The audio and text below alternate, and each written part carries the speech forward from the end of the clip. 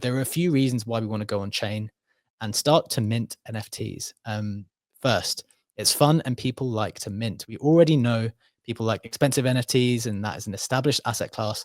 But what apps like Zora and Pods Media have shown is that fans are quite happy to mint and collect inexpensive NFTs by creators on a routine basis to signal their support. That means we as a company can give the opportunity to our listeners and viewers to support us monetarily if they wish, whilst continuing to offer the show for free to everyone. Second, we operate in an on-chain economy, so we should leverage on-chain assets. To have more skin in the game, I think we should be experimenting with the tech which we involve ourselves with every day. Third, it's an alternative revenue stream. Media is very, very hard work, and you are very reliant on sponsors. We are so fortunate to have awesome partners, but it makes sense to have one way we can go direct to our viewers and listeners and establish for ourselves an alternative revenue stream. And then number 4, on-chain data information. We operate in Web3, but we keep using Web2 data. So when people ask us about our viewers and our metrics, we keep telling them our YouTube numbers, our Spotify numbers, and our Twitter numbers, and that's all fine. But we also want to be able to incorporate some on-chain data, which could unlock some interesting downstream opportunities. That's enough of a reveal for now.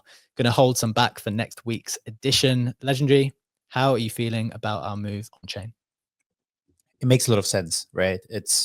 I might have been a bit skeptic in the beginning, but ultimately it's such a natural progression in the journey that whenever we talk to someone about the modern market, we reference legacy metrics in a sense. We talk about the concurrent live viewers, which averaged at 1.3K in December. We say 84% of our audience is rather watching us on video instead of just, quote unquote, just listening to the spaces. So we have all of those like legacy behavior metrics that we can track, but we don't really know anything about the on-chain activity. And the way that we kind of approach this, like obviously there's people who talked about the modern market on the timeline and whom we asked, hey, you said something nice about the modern market. Can we use that as a testimonial? Can we show that to a potential partner? Which, you know, luckily everyone had agreed to, but it's still like a very legacy approach. And we don't have any on-chain footprint. We used to have an on-chain footprint with the previous venture before the modern market when we did the airdrop season with 32 Dreams, and that was something interesting to look at.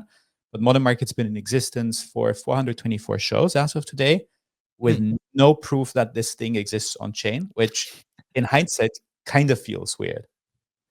One question on this live question, which I just thought of now. What's the hesitation? Like you said, you were skeptical at the beginning.